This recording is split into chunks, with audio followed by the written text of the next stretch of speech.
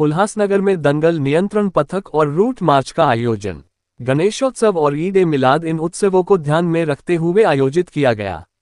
गणेश उत्सव और ईद ए मिलाद के अवसर पर उल्हासनगर में दंगा नियंत्रण पथक और रूट मार्च का आयोजन किया गया। विट्ठलवाड़ी पुलिस स्टेशन क्षेत्र के अंतर्गत कुर्ला कैंप परिसर में दंगा नियंत्रण पथक का रिहर्सल किया इसी और मुख्य मार्ग से रूट मार्च निकाला इसी। शहर में नागरिकों ने भयमुक्त माहौल और हर्षोल्लास के साथ गणेश उत्सव मनाए इसी हेतु से ये रूट मार्च का आयोजन किया गया था। वरिष्ठ पुलिस निरीक्षक अनिल पडवल ने बताया कि सोशल मीडिया पर अफवाहें फैलने से दो समुदायों के बीच सांप्रदायिक दरार पैदा होगी और अविश्वास की भावना पैदा होगी, ऐसा उन्होंने कहा। ऐसा आपके पास सोशल मीडिया पर कोई समझ में दरार पैदा करने वाला मैसेज आता है तो तुरंत पुलिस को इसकी जानकारी दे। माननीय पोलीस आयुक्त आदरणीय आशुतोष डुंबरे सर यांनी आम्हाला क्राईम मीटिंगमध्ये सूचना दिलेल्या आहेत।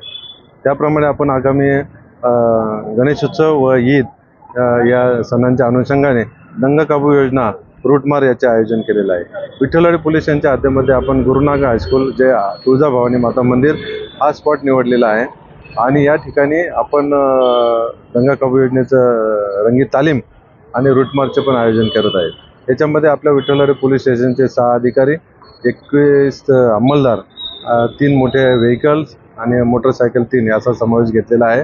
यामध्ये आपल्याला 2 संदेश द्यायचे असतात। एक तर समाजाने निर्भीड वातावरणामध्ये आणि गुण्यागोविंदाने आनंदामध्ये सण साजरे केले पाहिजे, परंतु त्याच वेळेस सोशल मीडिया किंवा इतर गोष्टीकडून समाजकंटक नेहमी वितुष्ट आणत असतं, तर त्याच्यावरती आपण विश्वास न ठेवता पोलिसांना माहिती दिली पाहिजे आणि पोलीस त्याबाबत तात्काळ गुन्हा दाखल करून आरोपीवर कडक कारवाई करण्याची आम्ही तयारी ठेवलेली आहे।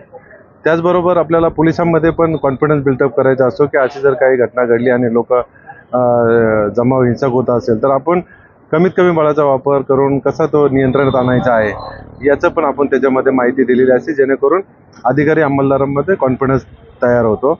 आणि त्यासाठी आपल्याला आता CRM मोबाईलमध्ये आपल्याकडे सर्व सुविधांनी सज्ज अशी व्हेकल आहे।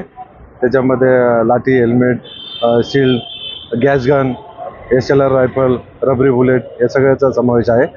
त्याचबरोबर आपण इथे फायर ब्रिगेडला पण बोलवलेलं होतं आणि ॲम्ब्युलन्सला पण बोलवलेलं आहे, जेणेकरून हिंसक जमावाने काही जर जाळपोळीच्या घटना घडल्या तर तात्काळ त्याच्यावरती नियंत्रण करावं आणि जर कोणी जखमी झाला असेल तर त्याला रुग्णालयातून तात्काळ वैद्यकीय मदत देण्यात यावी।